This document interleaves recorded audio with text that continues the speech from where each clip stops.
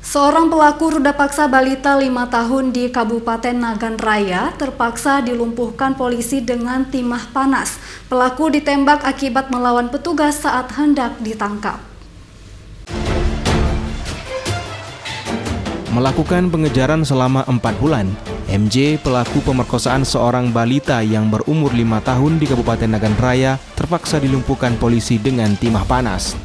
Pelaku yang ditembak di bagian kaki tersebut akibat melawan petugas saat hendak ditangkap di kawasan Kecamatan Betung, Kabupaten Nagan Raya.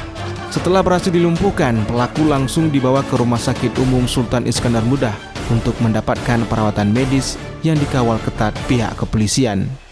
Pelaku yang tercatat sebagai warga di Desa Pulau I, Kecamatan Kuala, Kabupaten Nagan Raya ini bukan kali pertama melakukan kekerasan seksual terhadap anak. Pada tahun 2019 lalu, pelaku juga melakukan pemerkosaan seorang anak di bawah umur. Namun setelah menjalani masa tahanan dan bebas, kini pelaku kembali melakukan pemerkosaan terhadap balita yang masih berumur 5 tahun. Ini merupakan pelaku residivis. Sudah pernah dengan kasus yang sama, lebih kurang tahun 2019, anak di bawah umur juga, umur 4 tahun diperkosa, kena hukuman terhadap MJS ini 6 tahun.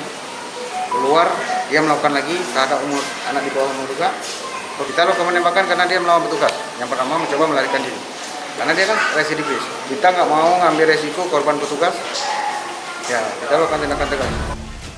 Kasat Reskrim Polres Nagan Raya, AKP Mahpud mengatakan, pelaku terpaksa ditembak di bagian kaki karena melawan petugas saat ingin ditangkap. Untuk mempertanggungjawabkan perbuatannya, pelaku akan menjalani proses penyelidikan setelah menjalani perawatan medis. Dari Kabupaten Nagan Raya, Absah Ainus melaporkan.